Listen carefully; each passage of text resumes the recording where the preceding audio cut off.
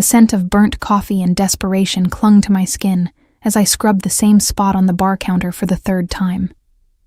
My fingers were raw from the industrial cleaner. My back ached from 6 hours of bending and lifting, and the fluorescent lights of Café Esperanza buzzed like angry wasps above my head. Outside, the São Paulo rain hammered against the windows, turning the street into a river of neon reflections and broken promises. "Helena, table 4 needs clearing."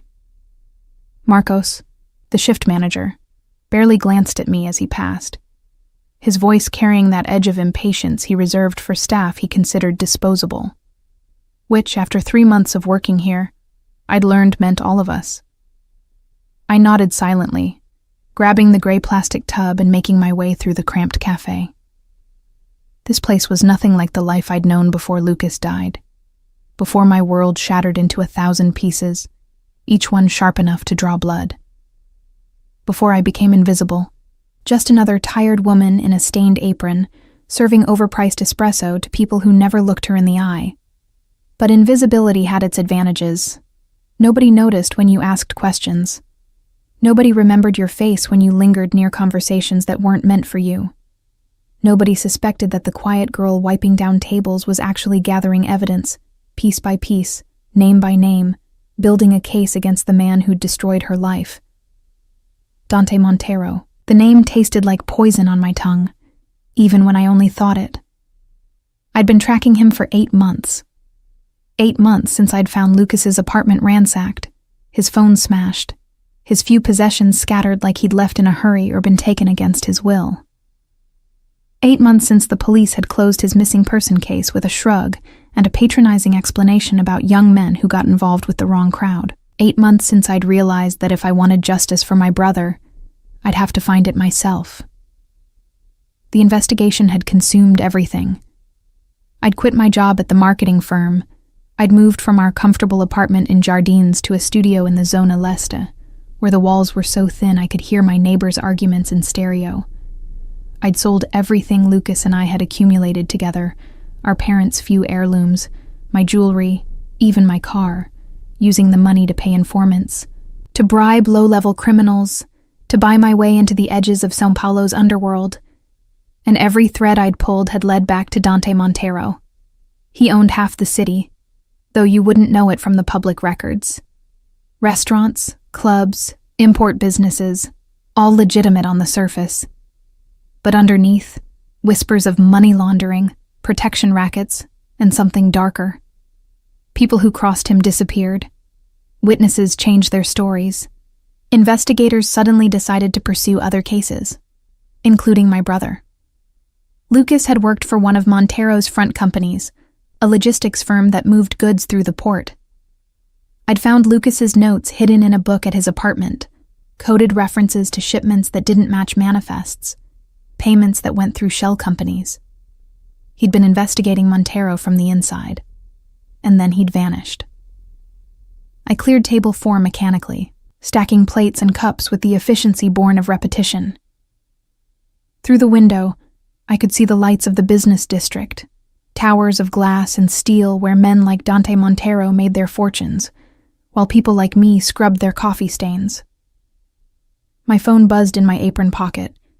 I glanced at the screen, my heart jumping at the message from an unknown number.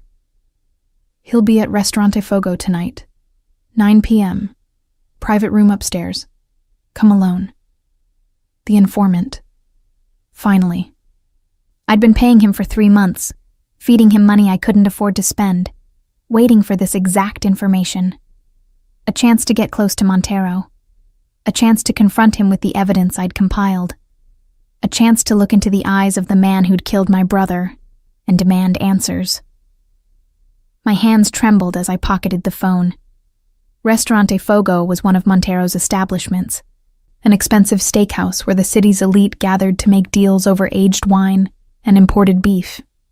The kind of place where a woman in a cafe uniform would be laughed out the door. I checked my watch. 6:47 p.m.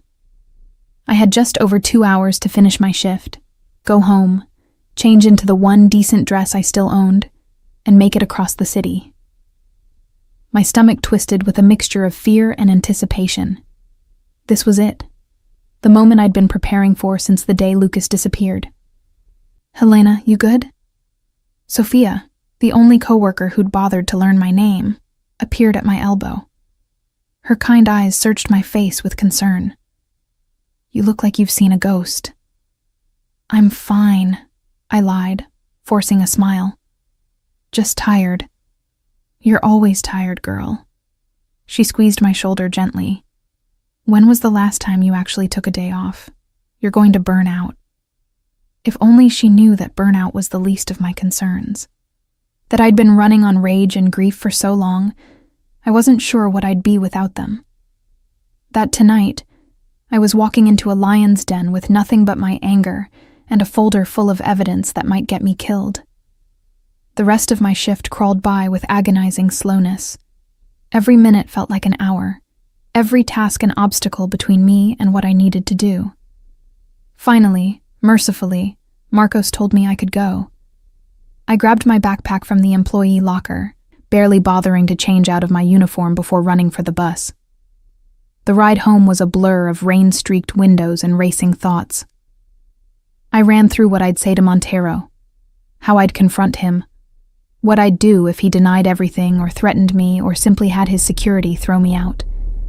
I had copies of Lucas's notes, photos I'd taken of shipments, records of payments that didn't add up.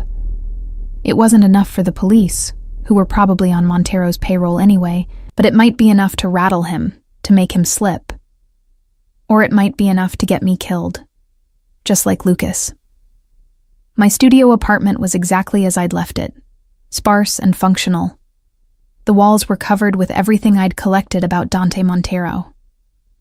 Photos clipped from society pages showing him at charity galas, always impeccably dressed, always surrounded by politicians and business leaders. Surveillance photos I'd taken myself, grainy images of him entering and leaving his various properties. A map of his known holdings, marked with red pins. And in the center, Lucas's photo, my brother's smiling face a constant reminder of why I was doing this. I showered quickly, the hot water a luxury I rarely allowed myself. As I dried off, I caught sight of myself in the bathroom mirror. I barely recognized the woman staring back.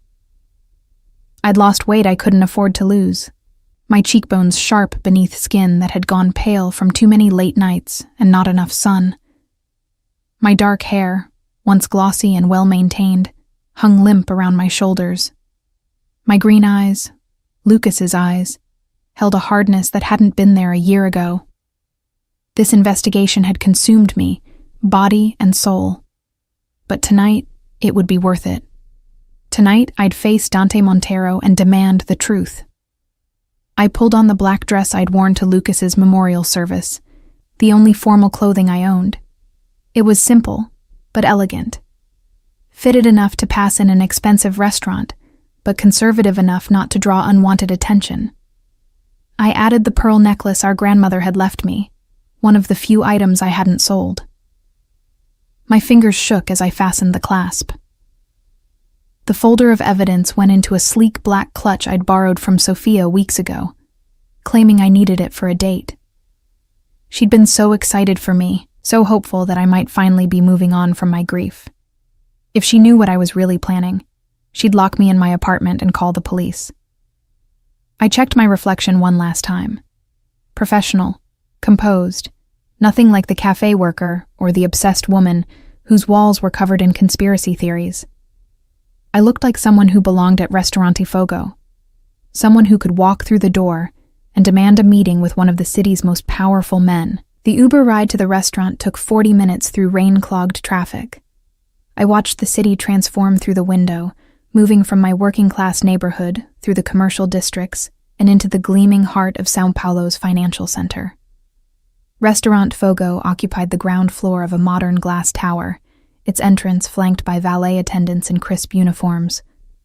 I took a deep breath, steadying myself before stepping out of the car. The rain had stopped, leaving the streets slick and reflecting the warm light spilling from the restaurant. I could hear the murmur of expensive conversation, the clink of crystal, the kind of refined noise that spoke of money and power. The doorman looked me over, his expression professionally neutral, despite obviously cataloging my lack of jewelry beyond the pearls, my off-the-rack dress, my nervous energy. "Good evening, señora. Do you have a reservation? I'm meeting someone in the private room upstairs," I said, surprised by how steady my voice sounded. "Dante Montero." Something flickered in the doorman's eyes. Recognition, perhaps, or caution. "One moment, please." He spoke quietly into a radio, his gaze never leaving me.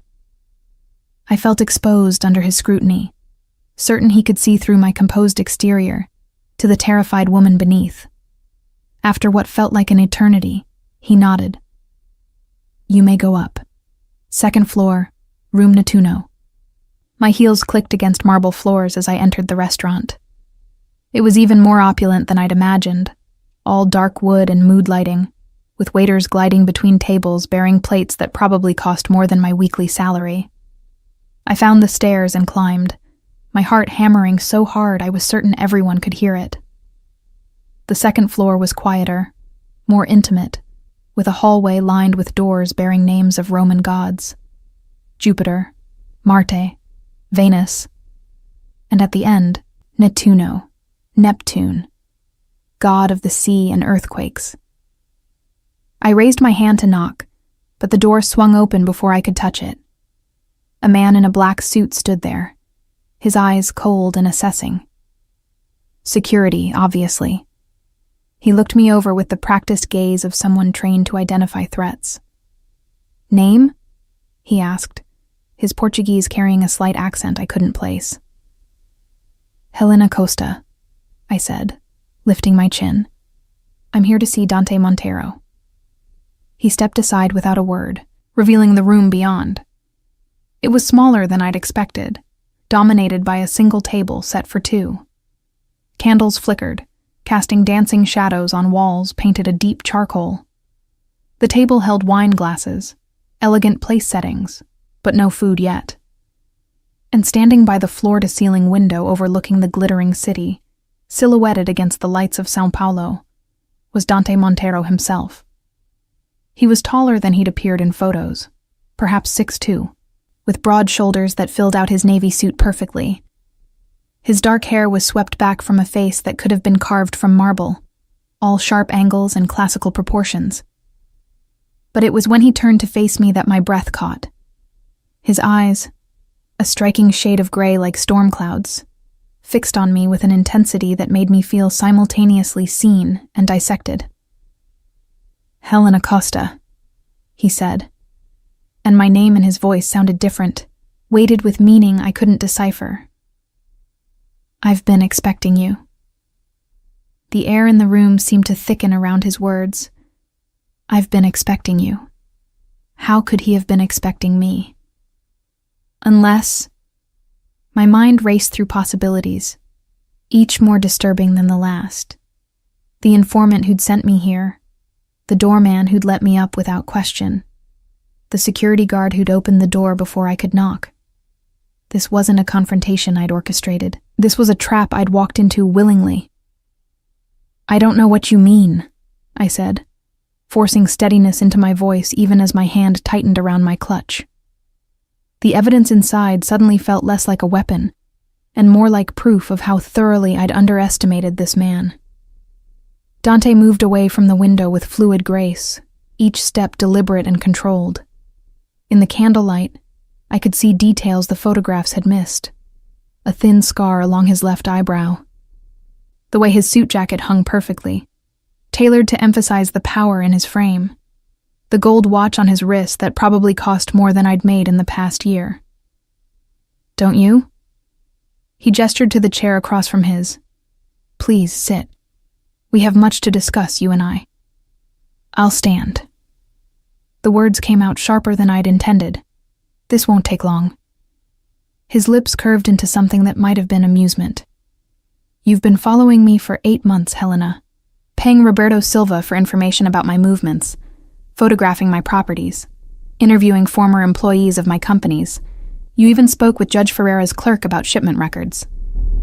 He paused, letting each revelation land like a blow. And you think this won't take long? The floor seemed to tilt beneath me. Roberto Silva was my informant, the one who'd sent me here tonight. Judge Ferreira's clerk was someone I'd bribed 2 months ago. Former employees. I'd been so careful, always meeting them in public places, never using my real name. You've known, I whispered, the realization crashing over me like ice water. All this time, you've known exactly what I was doing. Of course. Dante pulled out the chair he'd offered, his movements unhurried. I make it my business to know everything that happens in my city, especially when it concerns my family. Your family? The word tasted bitter. Lucas was my family. My brother. The only family I had left after our parents died. Something flickered across Dante's face, too quick for me to identify. Sit down, Helena. Please. There are things you need to understand about your brother, about what happened to him. I know what happened. My voice rose despite my efforts to control it. He discovered what you really are, what your businesses really do. He was going to expose you, so you had him killed. Is that what you think? Dante's voice remained calm, infuriatingly calm, as though we were discussing the weather rather than murder. That I killed Lucas Costa? I have evidence. I opened my clutch with shaking fingers, pulling out the folder.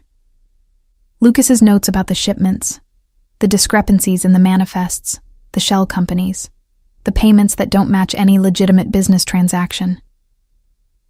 I threw the folder onto the table between us, papers scattering across the white tablecloth. I know you had him killed because he knew too much. Dante looked down at the scattered evidence, then back at me. You're right about one thing. Lucas did discover things he shouldn't have, things that put him in danger. He leaned forward, his gray eyes intense. But not from me, Helena. From people far more dangerous than I could ever be. I don't believe you. But even as I said it, doubt crept into my voice. There was something in his expression, a sincerity that didn't match the cold Mafia boss I'd expected. Your brother wasn't investigating me, Dante said quietly.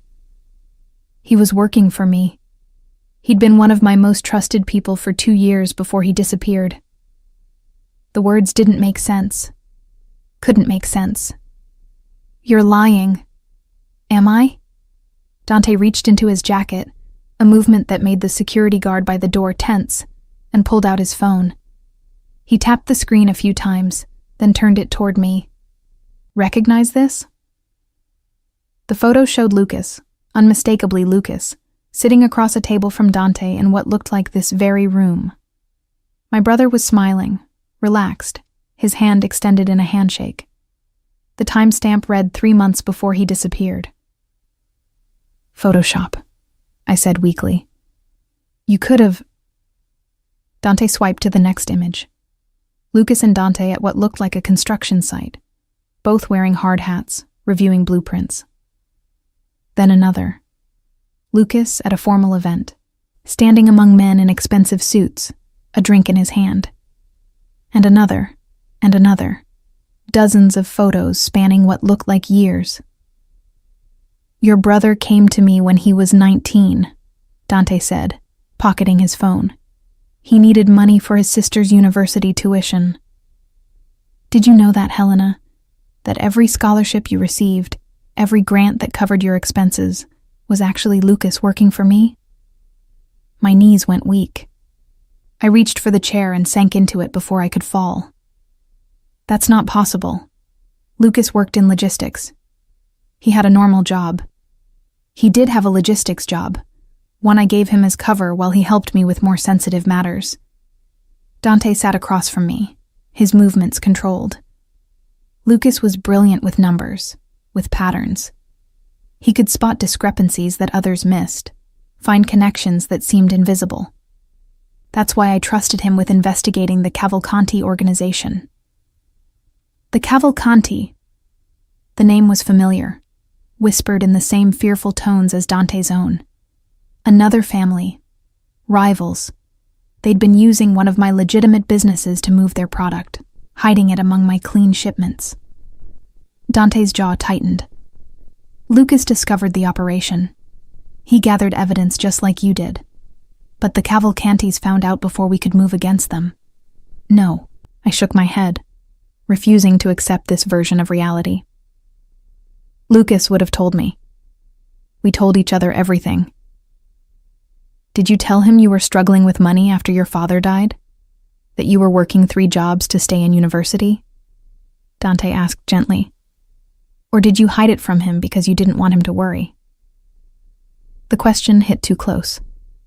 I had hidden my struggles from Lucas, had pretended everything was fine even when I was eating 1 meal a day and walking to classes because I couldn't afford the bus. Lucas protected you by keeping you separate from this world, Dante continued. He made me promise that if anything ever happened to him, I would make sure you stayed safe, that you'd finish university, build a good life, never know about any of this. Then why didn't you? The words burst out of me. Why didn't you keep that promise?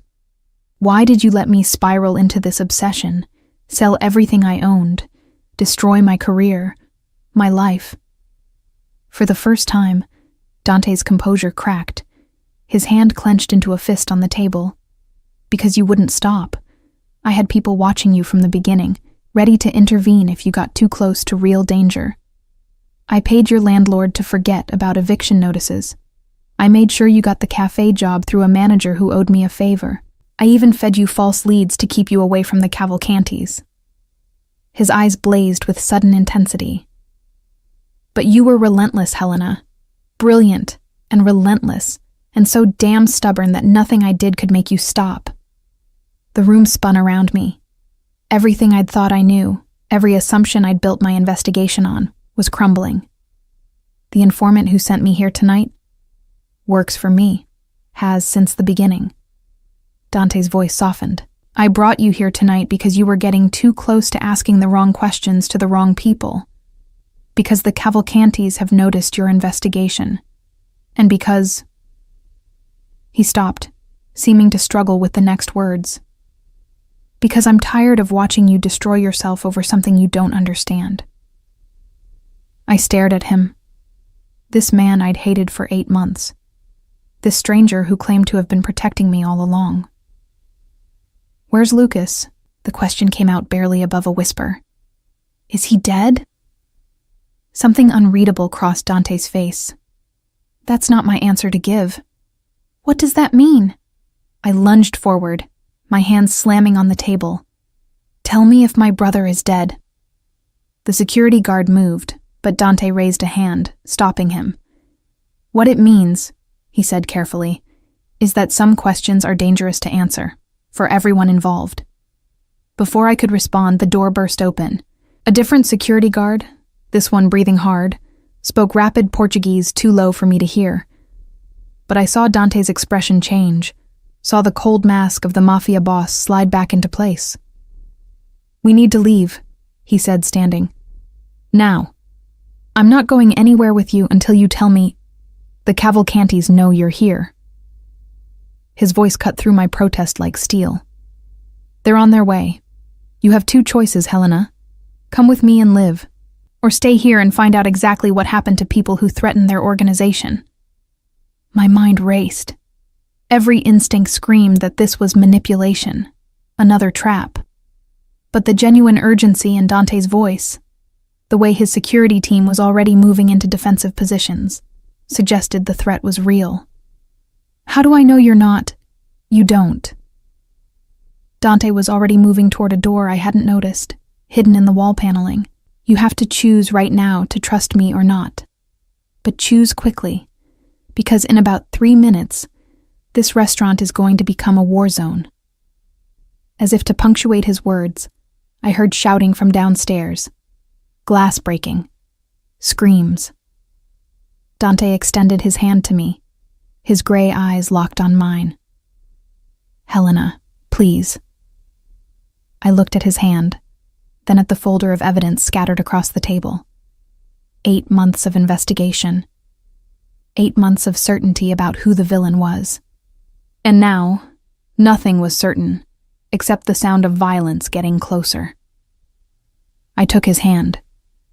Dante's hand was warm and solid around mine as he pulled me through the hidden door into a narrow service corridor.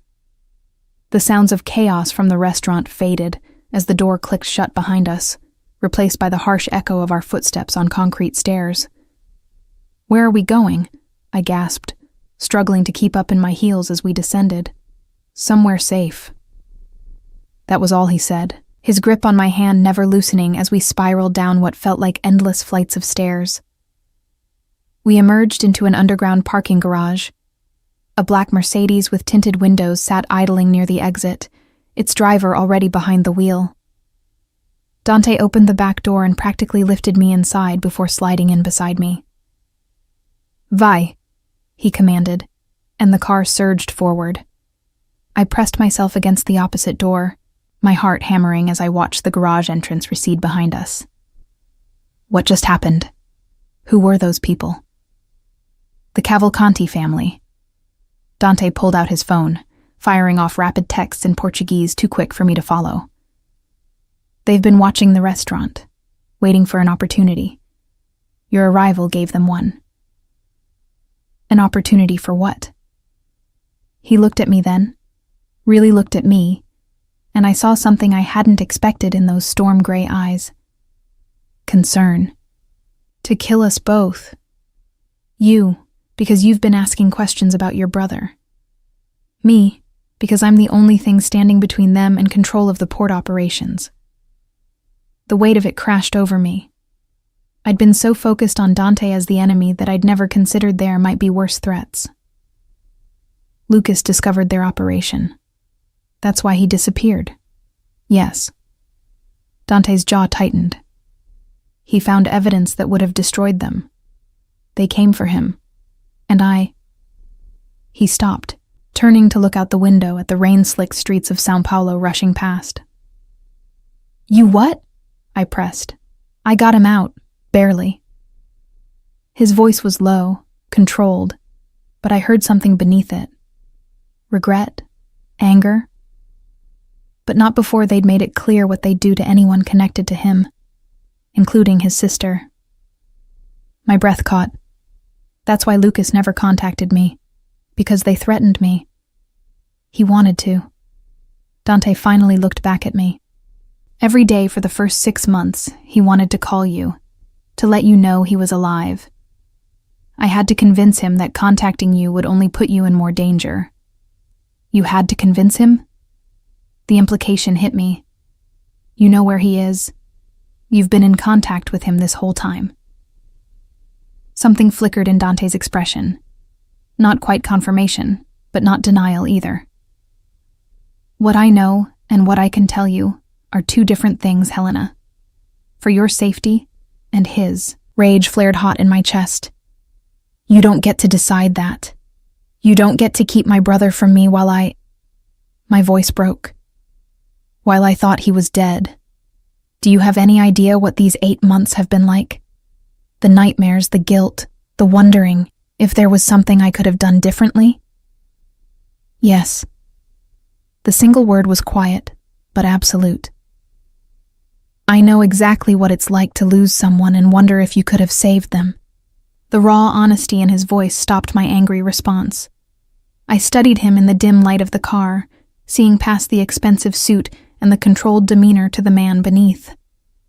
There were shadows under his eyes that spoke of sleepless nights, a tightness around his mouth that suggested burdens carried for too long. Who did you lose? I asked, my voice softer. Dante was silent for so long I thought he wouldn't answer. Then, my sister, Isabella. She was 19. He stared out the window, but I didn't think he was seeing the city anymore. She fell in love with the wrong man, someone from a rival family. I told her it was dangerous, that she needed to end it. She thought I was being controlling, protective for no reason. He didn't need to finish. I could see the end of the story in the set of his shoulders, the clench of his jaw. "They killed her," I whispered. "They made it look like an accident. A car crash on a rainy night." His hand clenched into a fist on his knee. I knew the truth, but I couldn't prove it. By the time I'd built enough power to move against them, 3 years had passed. 3 years of planning, of positioning, of making sure that when I struck, it would be absolute. "Did you destroy them?" "Yes. Every single person who'd been involved. Everyone who'd known and stayed silent. Everyone who'd benefited from her death." His voice was cold now, the Mafia boss returning. I made sure they understood the cost of taking something precious from a Montero. The car turned onto a tree-lined street in Alto de Pinheiros, one of the city's most exclusive neighborhoods. We pulled through iron gates into a private drive, the mansion beyond more intimidating than beautiful.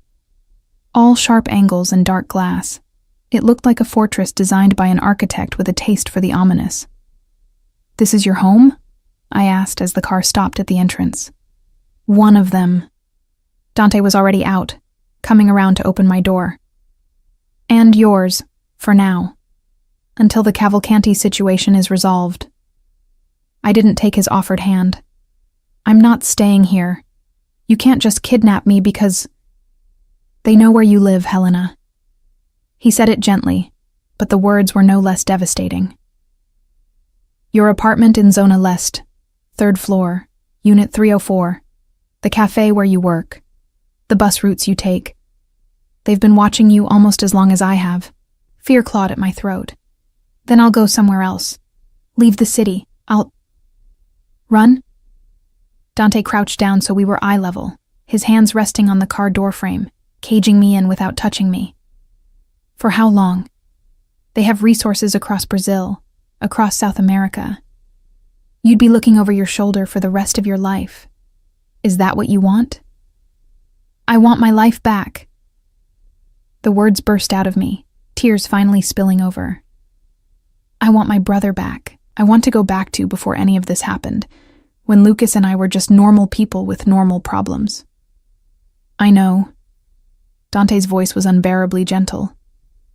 "But we can't go back, Helena. We can only go forward. And going forward means keeping you alive long enough to..." He stopped abruptly, as though he'd almost said something he shouldn't. "Long enough to what?" I demanded. "To resolve this situation." But I could tell that wasn't what he'd almost said. I studied his face, this man who'd somehow become the center of my world, even as I'd hated him. In the soft lighting from the mansion's entrance, I could see details I'd missed before. The way his dark hair fell slightly across his forehead despite being styled back. The faint lines at the corners of his eyes that suggested he smiled more than his reputation indicated. The fullness of his lower lip that drew my gaze despite everything. "Why?" I asked suddenly. "Why do you care so much about keeping me safe?" "Lucas is gone. His promise to you should have died with his disappearance. You could have let the Cavalcantis take care of me months ago, eliminated a problem, removed someone who was investigating you." Dante's jaw worked, as though he was fighting some internal battle. "Because Lucas trusted me with the most important thing in his world. Because a promise doesn't die just because it becomes inconvenient." He paused, his gray eyes searching mine. "And because you remind me of Isabella. That same fire, that same stubbornness, that same refusal to back down even when wisdom says you should." "I'm not your dead sister," I said, but without heat. "No. You're very much alive." His voice dropped lower, intimate in the close confines of the car. "And I intend to keep you that way, even if you fight me every step." Something in his tone made my pulse quicken. I should have been afraid, should have been planning my escape. But instead, I found myself caught by the intensity in his gaze, by the way the space between us seemed charged with electricity. "I want to negotiate," I said, forcing my mind back to safer ground. "If I'm going to stay here, under your protection, I want terms." Interest sparked in Dante's eyes. You're in no position to negotiate. Aren't I? I lifted my chin. You need me compliant, not fighting you at every turn. That means I get something out of this arrangement beyond just staying alive. A slow smile curved his lips, transforming his face from severe to devastatingly handsome. What do you want, Helena? Information about Lucas. Real information. Not vague promises that he's somewhere safe. I held up a finger as he started to protest. I'm not asking for his location, but I want proof he's alive. A phone call, a video, something. Dante considered this. That can be arranged. What else? I want to know what you're doing about the Cavalcantis. I want to be included in the planning, not kept in the dark, like some damsel who needs protecting. Absolutely not. His voice hardened. That's non-negotiable. You're not getting anywhere near the operational side of this. Then I'm not staying. I moved to get out of the car, but his hand shot out, catching my wrist. Helena. The way he said my name, low and almost pleading, made me stop. I've already lost one woman I was supposed to protect because I didn't take the threat seriously enough. I won't make that mistake again. I can't. The raw vulnerability in his voice cracked something inside me. This wasn't the cold mafia boss or the calculating businessman. This was a man haunted by failure, by loss, by the weight of promises he couldn't keep. Then help me understand, I said quietly. Tell me what happened to Isabella. The whole truth, not just the sanitized version. He released my wrist, but didn't move away. Why? Because you're asking me to trust you with my life. The least you can do is trust me with your truth. For a long moment we stayed like that, frozen in the opening of the car door, the night air cool against my skin. Then Dante nodded once, sharp and decisive. Come inside. I'll tell you everything. The mansion's interior was as severe as its exterior, all dark wood and clean lines, more fortress than home. Dante led me through a marble foyer into a study lined with books, gesturing to a leather sofa near a fireplace where a fire already crackled. Whiskey? He asked, moving to a bar cart. I don't drink. You might want to start. He poured 2 fingers into a crystal glass and brought it to me anyway. This isn't an easy story to hear. I took the glass but didn't drink, watching as he poured his own and settled into the chair across from me. The firelight cast shadows across his face, making him look older, wearier. Isabella was supposed to marry someone our family approved of, he began. A man from an allied organization, someone who would strengthen our position. She agreed at first, seemed resigned to it. But then she met Andre Cavalcanti at a charity gala. My breath caught at the name. The same Cavalcantis? The eldest son.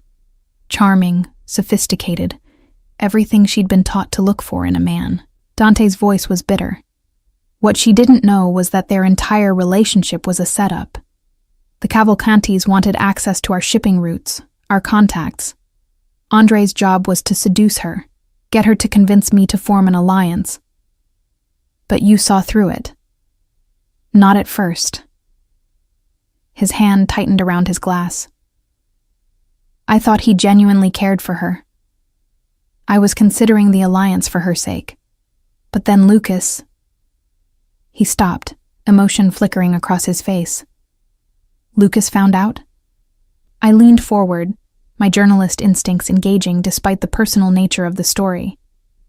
Lucas intercepted communications between Andre and his father, plans for what would happen after the marriage, how they'd use Isabella's access to destroy us from within. Dante drank deeply from his glass. I confronted Isabella with the evidence. She didn't believe me. She thought I was inventing it to control her, to keep her from being happy. So she ran to him, straight into their trap. His voice was hollow now. The car accident happened that same night. She was on her way to meet Andre, to tell him about my accusations. The Cavalcantis couldn't risk her asking questions, couldn't risk her seeing through the deception. I set down my untouched whiskey, my hands shaking. And Lucas helped you prove it was murder. He rebuilt the investigation the police had closed, found witnesses who'd been paid off, surveillance footage that had been lost, evidence of tampering with her car's brakes. Dante's eyes met mine across the firelight. That's when I truly understood what your brother was capable of. His loyalty, his brilliance, his absolute refusal to let injustice stand. Understanding dawned. That's why you protected him. Why you still protect him. He saved my sister's memory, gave me the ability to avenge her properly. Dante leaned forward, his intensity burning through the space between us. So, when the Cavalcantis came for him, when they threatened the only family he had left, I made him the same promise he'd given me. I would protect you, Helena, no matter what it cost. Even if it meant letting you hate me. Even if it meant watching you destroy yourself trying to find him. Tears slipped down my cheeks, but I didn't wipe them away. I don't hate you. You should. His voice was rough. I've lied to you for 8 months. I've manipulated your investigation, controlled your life without your knowledge. I've taken away your choices in the name of protection. The same way you tried to protect Isabella. I understood now. Understood the weight he carried. The fear that drove every decision. You're terrified you'll fail again. Yes. The admission seemed torn from him. Because if I fail with you, if the Cavalcantis get to you the way they got to her, I won't survive it. Not again. The confession hung between us, raw and honest and terrifying in its implications. This wasn't about duty or promises anymore.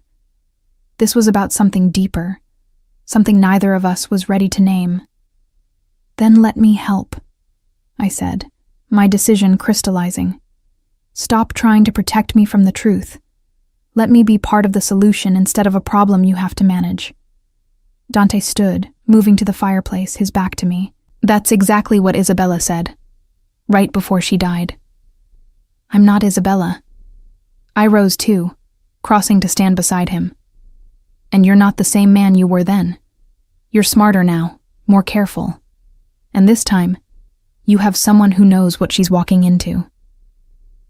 He turned to face me, and the raw emotion in his eyes took my breath away. I can't lose you, Helena. The words hung in the air between us, charged with meaning. Not, I can't lose another person. But you, specifically. Me. Then don't, I whispered. Don't push me away. Don't lock me in a gilded cage and expect me to trust you. Work with me. Let me stand beside you instead of behind you. For a long moment we stood there, close enough that I could feel the heat radiating from his body, could smell the subtle spice of his cologne, could count the shades of gray in his eyes. Then slowly, giving me time to pull away, he raised his hand to cup my face. You're going to destroy me, he said softly, his thumb tracing my cheekbone. Completely and utterly. Good, I breathed. Because you've already destroyed me. Only fair we go down together. His laugh was low and rough. Is that a yes to my protection? To staying here, working with me instead of against me? I thought about my empty apartment, my dead-end job, the 8 months I'd spent chasing ghosts and answers. I thought about Lucas, alive somewhere, kept safe by this complex, haunted man. I thought about the Cavalcantis and the very real threat they posed, but mostly I thought about the way Dante was looking at me right now, like I was precious and dangerous and exactly what he'd been searching for without knowing it. Yes, I said, but on my terms. No more lies, no more manipulation. We're partners in this. Or I walk. Partners, he agreed, and something in his smile promised this partnership would be far more complicated than either of us anticipated. The guest suite Dante showed me to was larger than my entire apartment. Floor-to-ceiling windows overlooked São Paulo's glittering skyline, a king-sized bed dominated one wall, and an ensuite bathroom featured a tub that could fit 3 people comfortably. Everything was decorated in shades of cream and charcoal, expensive and impersonal. "Your clothes from the apartment will be here by morning," Dante said from the doorway. "Along with anything else you need." I turned to face him, still processing the whiplash of the evening. 2 hours ago, I'd walked into a restaurant ready to confront my brother's killer. Now I was standing in a Mafia boss's guest room, having agreed to let him protect me from people even more dangerous than he was. "You already sent people to my apartment?" "The moment you got in my car." He didn't sound apologetic. "The Cavalcantis will check there first. Better that they find it empty." "What about my neighbors? Mrs. Silva next door. She's elderly, and if they already relocated to her daughter's house in Campinas, along with anyone else on your floor who might have been questioned." Dante leaned against the doorframe, his tie loosened, the top button of his shirt undone. The small glimpse of his throat made my mouth inexplicably dry. "I told you, Helena. I'm thorough." "You're terrifying," I corrected, but without the heat the words should have carried. His smile was slow and dangerous. "You're only just beginning to understand that." He straightened. "Get some rest. Tomorrow we start planning how to end this." After he left, I explored my gilded cage. The closet held toiletries, a silk robe, even pajamas in my size. The efficiency with which Dante had orchestrated my life was both impressive and unsettling. I showered in that absurdly luxurious bathroom, trying to wash away the tension of the evening, but my mind wouldn't stop racing. Lucas was alive. That single fact kept circling through my thoughts. My brother, who I'd mourned for 8 months, was somewhere safe because of the man I'd spent those same months hating. The irony was almost funny. Almost. I couldn't sleep. At 2 a.m., I gave up and padded barefoot through the dark house, the marble cool beneath my feet. I found myself drawn to light spilling from under a door at the end of the hall. When I pushed it open, I found Dante's office. He sat behind a massive desk, still in his dress shirt and slacks, reviewing documents with the focused intensity of a man who rarely let himself rest. He looked up as I entered, and something in his expression softened. "Couldn't sleep?" he asked. "Too many thoughts." I moved into the room, examining the bookshelves lined with leather-bound volumes. "Do you ever sleep?" "Not much." He set down his pen. "Nightmares have a way of making rest seem less appealing than work." I understood that intimately. "What are you working on?" "Inventory of Cavalcanti assets, properties, businesses, people on their payroll." He gestured to the papers spread across his desk. "If we're going to neutralize them, I need to know every piece of their operation. Neutralize." The word was so clinical for what I suspected he actually meant. "You're going to kill them." Dante's eyes met mine, unflinching. "I'm going to remove them as a threat. Permanently. That might mean death for some, imprisonment for others. Exile for the smart ones who take deals when offered." He paused. "Does that bother you?" I thought about Isabella, about Lucas being forced into hiding, about the chaos at the restaurant tonight. "It should," I admitted. "But I can't make myself feel sympathy for people who kill innocent women and threaten my brother." "You're more adaptable to this world than you think." He stood, moving to a sideboard where crystal decanters gleamed. "Now I know you're lying about not sleeping. Come, sit. Tell me what's really keeping you awake." I settled into one of the leather chairs facing his desk while he poured 2 glasses of amber liquid. "I keep thinking about what you said, about not being able to lose me." The words felt dangerous to speak aloud. "What did you mean by that?" Dante handed me a glass, his fingers brushing mine in a way that sent electricity up my arm. He didn't retreat to his desk, but sat in the chair beside mine, close enough that I could see the weariness in his eyes, the shadow of stubble along his jaw. "Exactly what it sounded like," he said quietly. "I've spent 8 months watching you, Helena. At first, it was just honoring my promise to Lucas. Make sure his sister stayed safe, stayed ignorant of the dangers lurking around her." He swirled the whiskey in his glass. "But somewhere between watching you sell everything you own to fund your investigation and seeing you work 12-hour shifts at that cafe, something changed."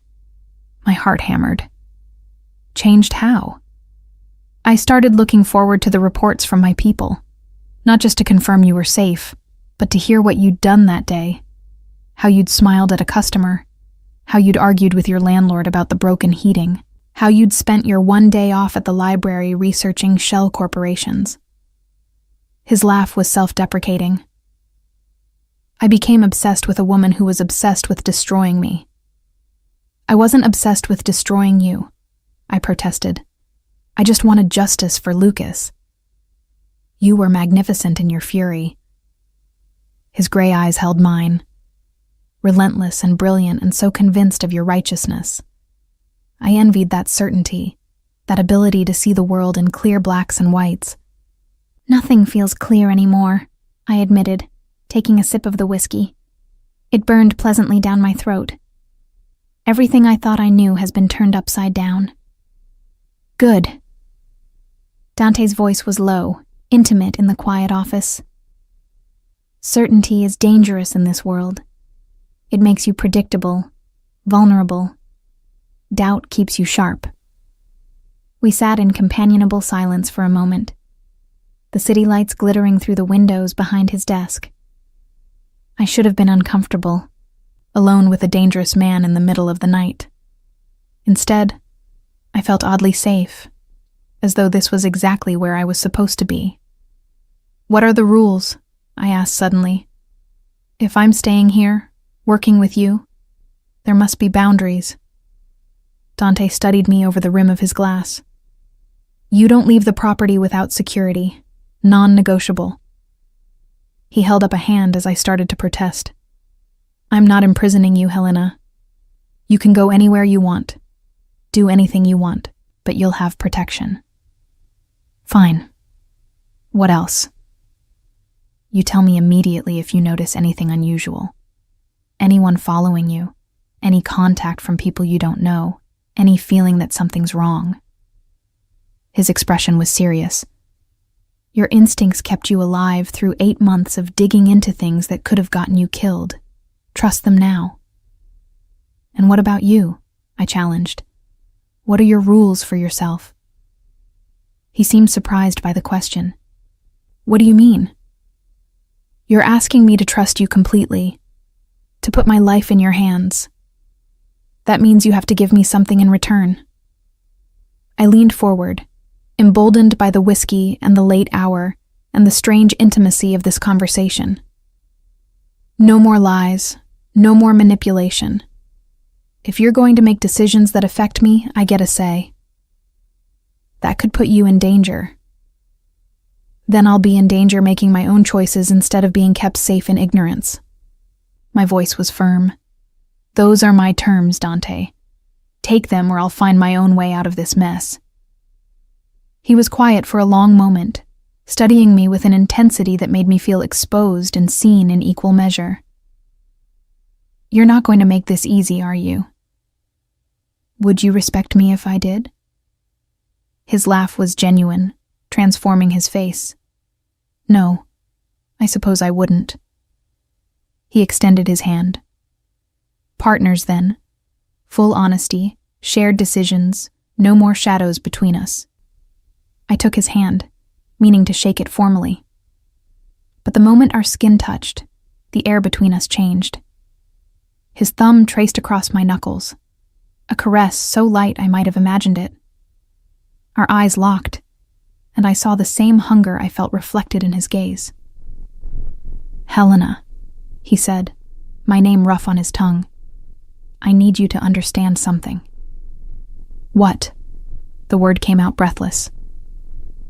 This arrangement, you staying here, working with me, it's already complicated. If we add... He stopped, seeming to struggle with the words. I'm trying to protect you, but I'm finding it increasingly difficult to maintain appropriate boundaries. Heat flooded through me at the confession. What if I don't want you to maintain boundaries? His hand tightened on mine. You don't know what you're asking. Don't I? I stood, and he rose with me, our hands still joined. I'm 26 years old, Dante. I'm not a child who needs protecting from adult choices. You're vulnerable, grieving, dependent on me for safety. His voice was strained. Taking advantage of that would make me exactly the monster you thought I was. Taking advantage would be lying to me, manipulating me. I stepped closer, closing the distance between us. Being honest about what we both feel, that's something else entirely. And what do you think we both feel? His free hand came up to cup my face, his touch achingly gentle despite the tension in his body. Something dangerous. I was close enough now to see the flecks of darker gray in his eyes, to feel the heat radiating from his body. Something we probably shouldn't. But something real, nonetheless. For a heartbeat, we stood frozen, balanced on the knife's edge of decision. Then Dante's thumb traced my lower lip, and every rational thought fled. This is a terrible idea, he whispered. Probably. My hand found his chest, feeling his heart racing beneath expensive cotton. But when has that ever stopped either of us from doing something? His control shattered. He kissed me with a hunger that stole my breath, his arms pulling me against him as though he could make us one person through sheer force of will. I kissed him back with 8 months of pent-up emotion, anger and grief and fear transmuting into pure desire. We broke apart, breathing hard, his forehead resting against mine. This changes things, he said. I know. We should probably talk about boundaries, about... I silenced him with another kiss. Later. We'll talk about everything later. Helena. But whatever he was going to say was interrupted by his phone buzzing urgently on the desk. He cursed in Portuguese, reaching for it with obvious reluctance. His expression changed as he read the message, the brief softness vanishing behind cold calculation. What is it?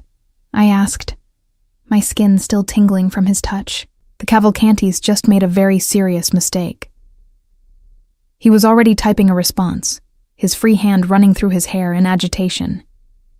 They went after someone under my protection, someone I care about very much. Fear gripped me. Who? He looked up, and I saw fury burning in his eyes.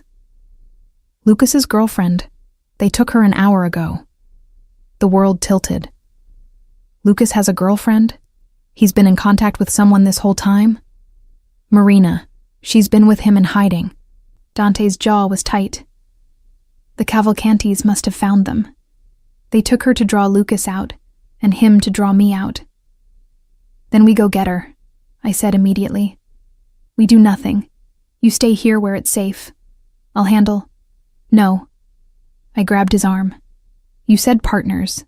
You said full honesty and shared decisions. This is both of those things. If my brother's girlfriend is in danger because of his connection to you, then I'm involved. I'm going with you. Absolutely not. Then I'll go by myself. I met his gaze steadily. I'll walk out that door right now and find them on my own. At least with you, I have a chance of surviving. Alone, we both know I won't last the night. Dante's hands clenched into fists. You're going to be the death of me. Probably, I agreed. But I'm going. Those are my terms. He stared at me for a long moment, then nodded once, sharp and decisive. Get dressed. Wear dark colors. And Helena? His expression was deadly serious. When we walk out that door, you do exactly what I say when I say it. No arguments, no hesitation. In this world, A moment's delay can mean death. Understood. I was already moving toward the door, adrenaline surging through my veins. And Helena? His voice stopped me at the threshold. After this is over, we're finishing what we started. All of it. The promise in his words sent heat through me despite the gravity of the situation. I'm counting on it.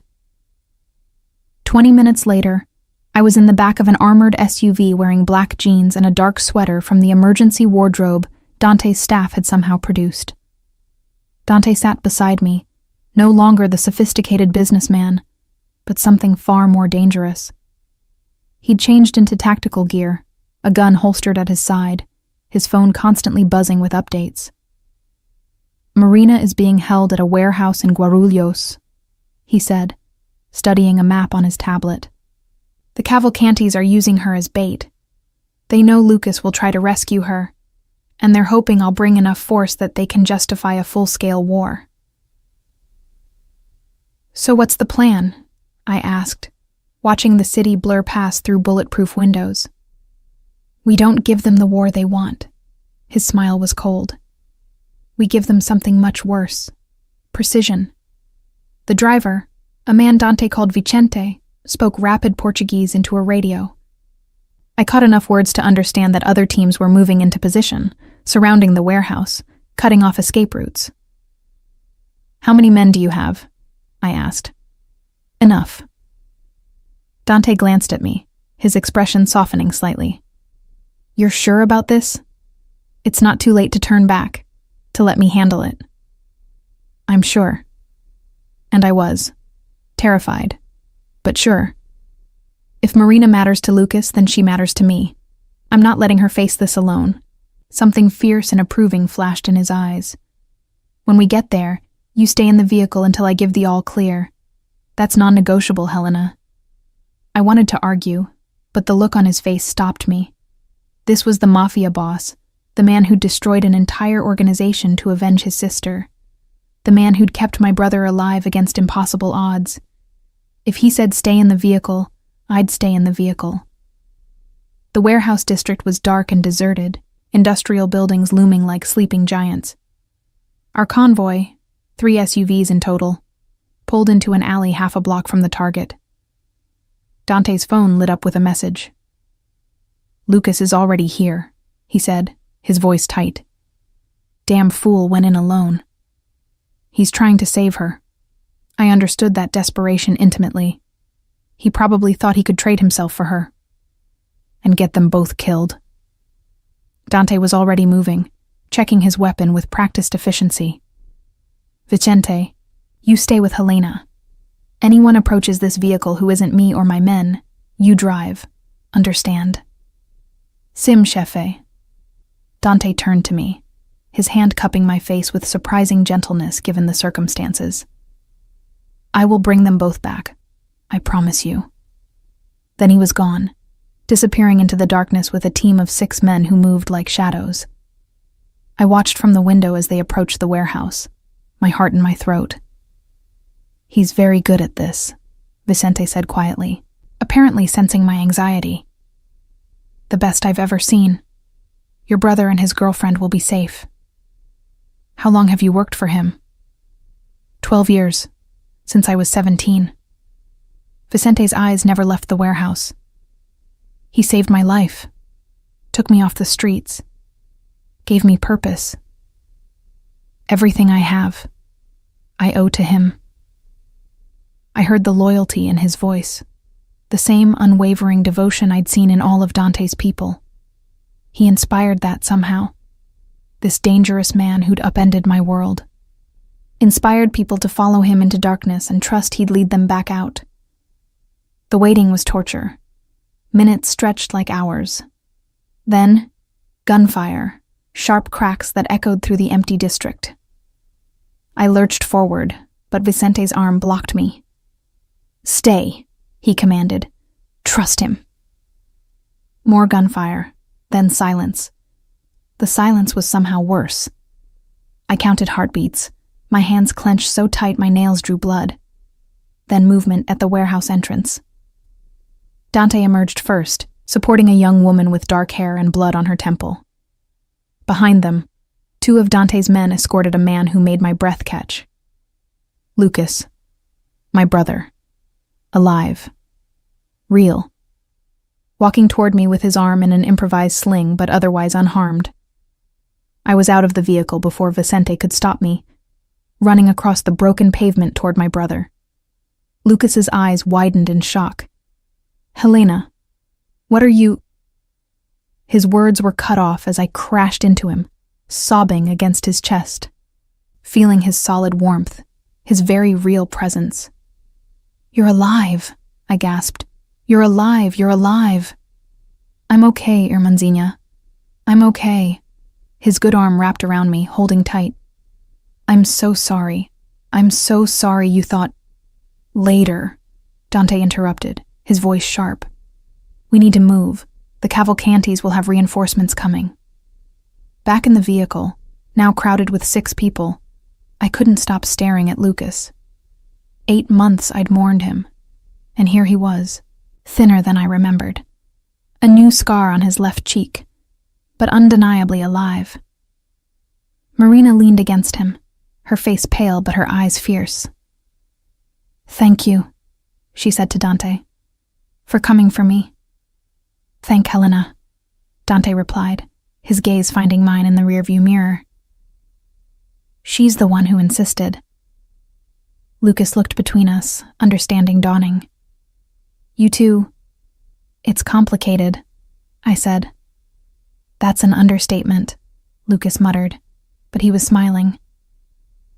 "Helena, this is Marina Souza."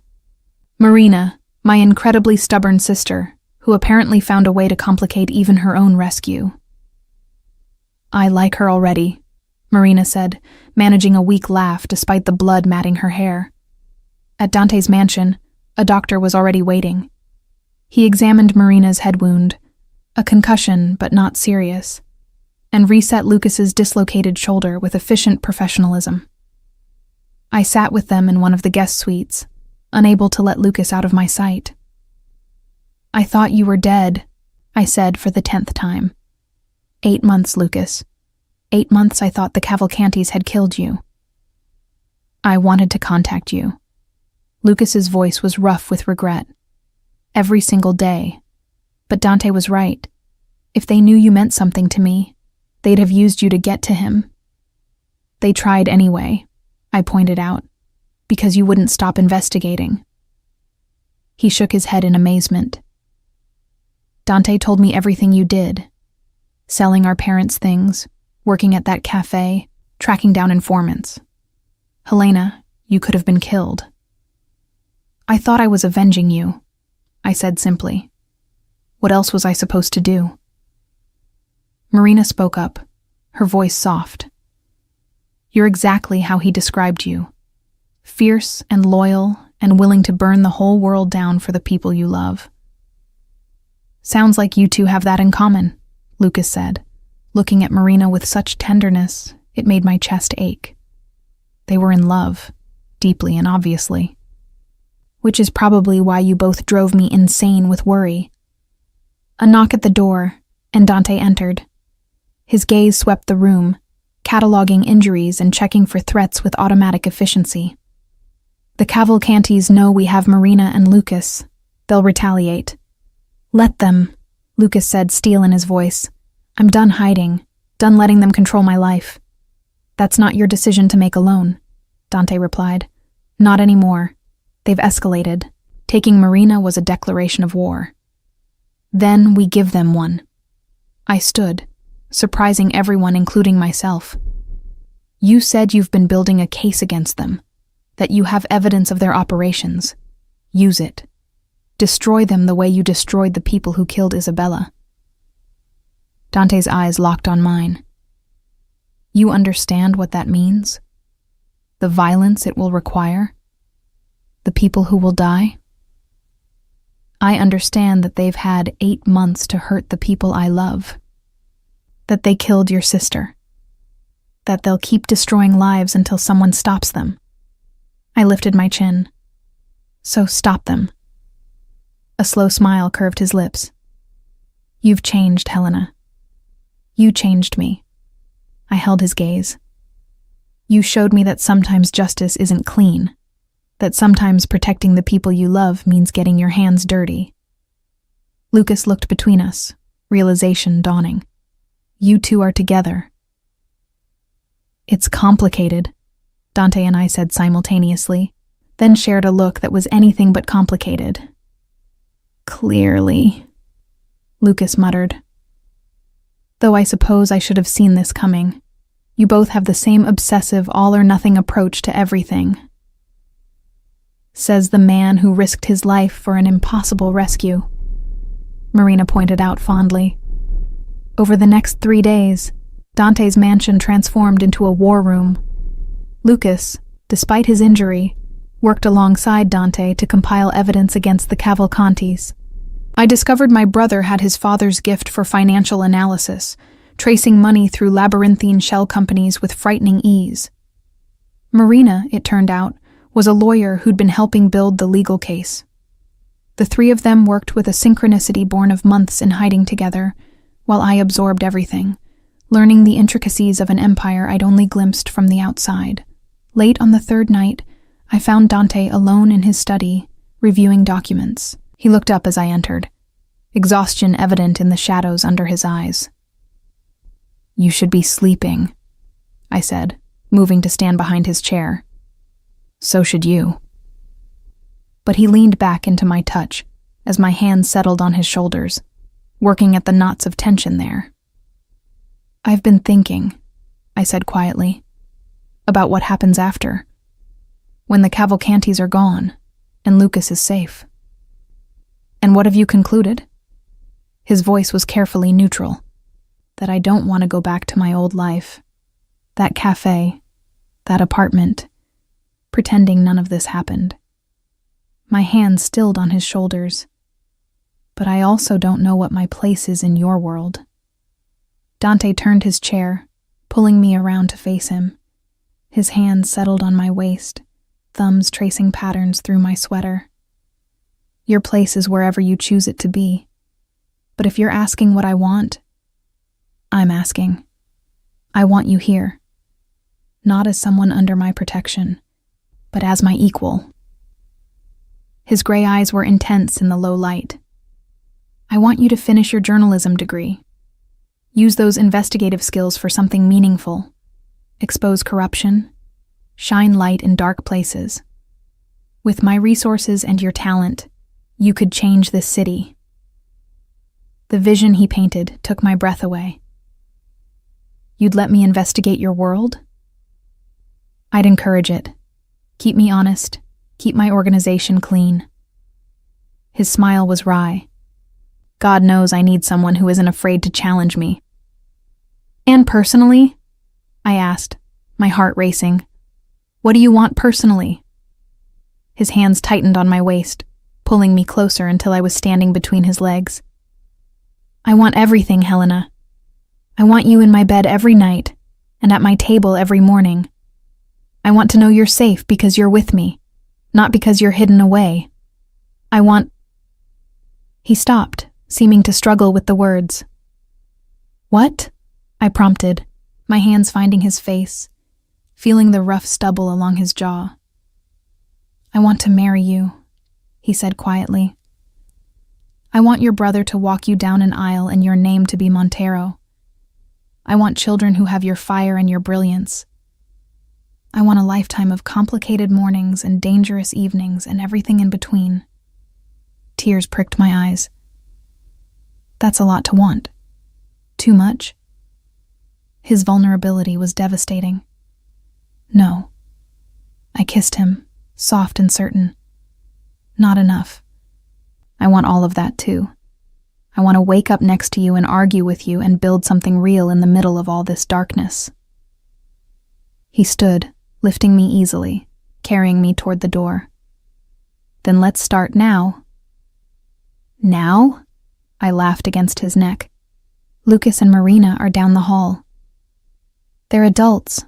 They'll understand. His smile was wicked. Besides, your brother owes me for keeping you alive for 8 months. He can deal with some uncomfortable awareness of what that service has earned me. I should have protested more. Should have insisted we wait for privacy, for a better time. But I'd spent 8 months in grief, and another 3 days in constant tension. And Dante was warm and solid, and looking at me like I was precious and powerful, and exactly what he'd been waiting for his entire life. So I kissed him again, deeper this time, and let him carry me toward a future I'd never imagined, but suddenly couldn't imagine living without. Morning light streamed through Dante's bedroom windows, painting everything gold. I woke wrapped in his arms, my body deliciously sore, my heart fuller than I'd thought possible. He was already awake, watching me with an expression that made my breath catch. I could get used to this, I murmured, tracing the defined muscles of his chest. You'd better. His hand cupped my face. Because I'm not letting you go. Not now, not ever. A knock shattered the moment. Dante cursed, reaching for his phone on the nightstand. His expression changed as he read the message, all tenderness vanishing behind cold fury. What is it? I asked, already dreading the answer. The Cavalcantis just made their final mistake. He was out of bed, already pulling on clothes. They've gone to the authorities. They're claiming I kidnapped Marina and Lucas, that I'm holding them against their will. My stomach dropped. Can they do that? Make that stick? They have judges on their payroll, prosecutors. If they move fast enough, they can get warrants, force a search of this property. His voice was tight with controlled rage. They're trying to back me into a corner, force me to either surrender Lucas and Marina, or prove I'm exactly the criminal they claim I am.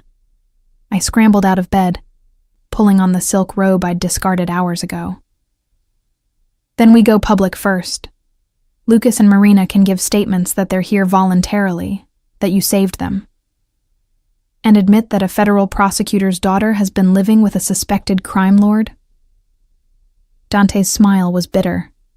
Marina's father was Marcus Souza, one of the few honest prosecutors in São Paulo. That would destroy her family's reputation and give the Cavalcantis exactly what they want. Proof that I corrupt everyone I touch. Then what do we do? He was quiet for a moment, his tactical mind clearly working through scenarios. We end this. Today. We release everything we have on the Cavalcantis. The evidence Lucas gathered, the financial records, everything. We destroy them so completely they can't retaliate. That will expose you too, I pointed out. Some of that evidence implicates your operations. I know. His jaw was tight. But it's the only way to protect the people I love. If I go down, so be it. As long as you're safe, Lucas is safe, Marina is safe. The casual way he lumped me in with the people he loved made my chest tight. We're not letting you go down. Helena. No. I moved to him, gripping his arms. You said we're partners. That means we find a solution that protects everyone, including you. Before he could respond, Lucas burst into the room, Marina close behind. My brother took in the scene, me in a robe clearly from Dante's closet, the rumpled bed, our proximity, and grimaced. Really didn't need that visual confirmation, he muttered. But we have bigger problems. The police are at the gates. They have a warrant. Dante's expression went deadly calm. How many? 6 cars, plus federal agents. Lucas's face was grim. This isn't a normal search warrant. This is a full-scale raid. They're not here for evidence, Marina said, her lawyer's mind clearly analyzing. They're here to make a statement, to show that the Cavalcantis can reach even you, Dante. Through the windows, I could see flashing lights filtering through the trees. My pulse raced, but my mind was suddenly crystalline clear. 8 months of investigative work, 3 days of studying Dante's operations, and a lifetime of my brother's lessons in finding patterns where others saw chaos. I have an idea, I said, but you're all going to hate it. They turned to me, and I outlined my plan. It was reckless and dangerous and depended on timing so precise it bordered on impossible. But it was also the only way I could see to protect everyone. As I'd predicted, they hated it. Absolutely not, Dante said flatly. You're not putting yourself in that kind of danger. It's not your choice, I replied, surprised by how steady my voice was. This is my decision, my risk to take. Helena, Lucas started, you don't get a vote either. I looked at each of them in turn. For 8 months, all of you protected me by keeping me in the dark. Now it's my turn to protect you. All of you. Marina was the first to crack. She's right. It could work. It's insane, Dante growled. So is everything else we've done. I took his hand, feeling his pulse racing beneath my fingers. Trust me. The way I've learned to trust you. For a long moment, we stood frozen. Then Dante nodded once, sharp and decisive. We do this my way. You follow my lead exactly. No improvisation. Deal. 20 minutes later, I walked down the grand staircase to find a dozen police officers and federal agents in Dante's foyer. At the center stood Marco Cavalcanti himself, his smug expression faltering slightly when he saw me. Miss Costa, he said, clearly surprised. We've been looking for you. Your neighbors reported you missing. I wasn't missing. I descended the stairs with as much dignity as I could muster in borrowed designer clothes. I've been staying here as Mr. Montero's guest. Guest? His smile was patronizing. Or hostage. We have reports that you and your brother have been held here against your will. Those reports are false. Lucas appeared on the landing above, Marina beside him. We're here voluntarily. Dante Montero saved our lives. From what, exactly? A federal agent I didn't recognize stepped forward. According to our information, Mr. Montero is the threat, not the solution. According to your information from the Cavalcantis, I let steel enter my voice. The same organization that's been running illegal operations through São Paulo's port for the past decade? The same people who murdered Isabella Montero and made it look like an accident? Marco's face went pale. Those are serious accusations, Miss Costa. Accusations you can't prove. Can't I? I pulled out my phone, the one Dante had given me with encrypted files loaded and ready. I'm a journalist, Mr. Cavalcanti. Or I was. Before I spent 8 months investigating my brother's disappearance. I have evidence of money laundering, extortion, and murder. All meticulously documented. All traceable back to your family. That evidence is inadmissible, Marco blustered. Obtained illegally, not by me. Marina descended the stairs, every inch the federal prosecutor's daughter. I obtained it legally, with proper warrants, working with my father's office. Mr. Montero provided protection while I built the case, but the investigation is entirely legitimate. It was a lie, a carefully constructed fiction we'd assembled in 20 minutes. But it was plausible enough to create doubt, to buy us time. The federal agent looked between us, clearly uncertain. If you have evidence of criminal activity, why hasn't it been filed? Because I was waiting to ensure my witnesses would be safe, Marina replied smoothly. The Cavalcantis have a history of eliminating threats. But as of this morning, all evidence has been submitted to multiple agencies simultaneously. Federal prosecutors in São Paulo, Brasilia, and Rio. International authorities in the US and Europe. Even if something happens to me or my witnesses, the case will proceed. I watched Marco's face as understanding dawned. We'd outmaneuvered him. Even if he had us all arrested, killed, the evidence would survive. His empire was already crumbling. This is a setup, he said, but his voice lacked conviction. Montero orchestrated this entire... Mr. Montero saved my life, I interrupted. He protected my brother when your family tried to kill him. He gave shelter to a prosecutor's daughter while she built a case against corruption. If those actions make him a criminal in your eyes, I'd say your perspective is severely skewed. The police officers were already backing away, sensing the political minefield this had become. A federal agent arguing with a prosecutor's daughter, accusations flying in multiple directions, evidence allegedly filed with multiple agencies. This wasn't a simple raid anymore. This was a public relations nightmare. We'll be investigating these claims thoroughly, the lead agent said finally.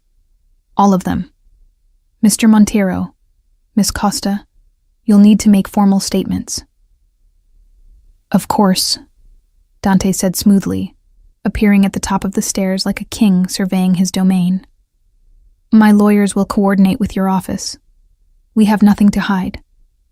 After they left, the four of us stood in the sudden silence of the foyer. Then Lucas started laughing, slightly hysterical. That was insane, he said. Completely insane. I can't believe it worked. It hasn't worked yet, Marina cautioned, but she was smiling. We've bought time, created enough confusion that they can't move against us immediately, but we still need to make good on the evidence claim. We will. Dante's arm came around my waist, pulling me against his side. We have everything we need. Lucas's original investigation, the files I've been compiling for 3 years, Marina's legal expertise. By the time we're done, the Cavalcantis won't just be destroyed, they'll be erased. Over the next month, we made good on our promises. The evidence went public in a coordinated release that made international headlines. Federal prosecutors, unable to ignore such blatant corruption, launched investigations that uncovered decades of criminal activity. The Cavalcanti Empire crumbled, its members arrested or fleeing the country, their assets seized. Dante's role remained ambiguous, portrayed in some media as a vigilante who'd helped expose corruption, in others as a criminal who'd eliminated competition. But with Marina's father vouching for his cooperation and no concrete evidence of current illegal activity, prosecutors ultimately declined to file charges. Lucas and Marina moved to an apartment in Jardines, finally able to live openly. My brother returned to his old life with a new appreciation for its normalcy, while Marina joined her father's office, working to clean up the corruption that had nearly destroyed them all. As for me, I enrolled in journalism school to finish my degree. But I also stayed with Dante, moving into his mansion not as a guest or someone under protection, but as his partner in every sense. 6 months after the Cavalcanti Empire fell, Dante proposed properly, not with manipulation or necessity, but with a simple question asked in the garden where we'd first kissed after everything changed. Marry me, Helena, not because you need my protection, or because it serves some strategic purpose. Marry me because you love me, because you want to build a life together, because you can't imagine waking up anywhere but beside me. Yes, I said, tears streaming down my face. Yes to all of it. The wedding was small, intimate. Just Lucas walking me down the aisle, Marina as my maid of honor, and a handful of people who'd become family. Nothing like the society spectacle I might have expected. Instead, it was perfect, personal, ours. Our first child, a daughter, was born 18 months later. We named her Isabella, after Dante's sister. 6 months after that, I discovered I was pregnant again. Twins, the doctor announced, and Dante's face transformed with joy. Our family is growing, he said that night, his hand on my barely there bump while our daughter slept in the next room. Too fast, I laughed. At this rate, we'll need a bigger house. Then we'll buy one. His lips found my temple. I meant what I said that first night, Helena.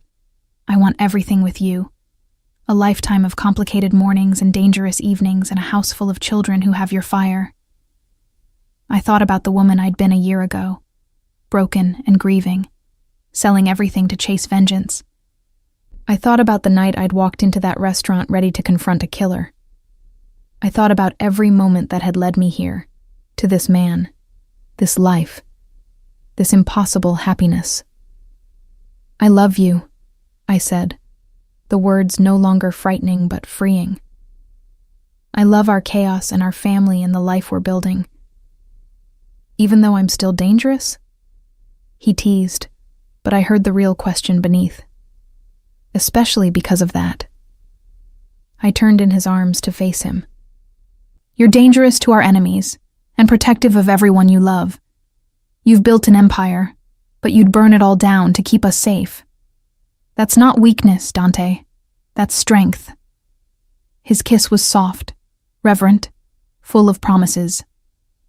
My Helena, my wife, my everything. And as I fell asleep in his arms, our daughter dreaming in the next room and our twins growing safely inside me, I realized I'd found something more valuable than revenge or justice or any of the things I'd thought I wanted. I'd found home. Not in a place, but in this complicated, dangerous, beautiful man who'd seen me at my worst and loved me anyway. Who'd protected me when I didn't know I needed it, challenged me when I'd needed to grow, and built a future with me that was better than anything I'd dared to imagine. We'd started with hatred and ended with love. Started with lies and ended with truth. Started with loss and ended with the family I'd always dreamed of. Numerous and loud and full of the fierce devotion that ran in both our bloods. The mafia boss and the journalist. The protector and the truth seeker. The man who dealt in shadows and the woman determined to shine light. Together we were unstoppable. Together we were home.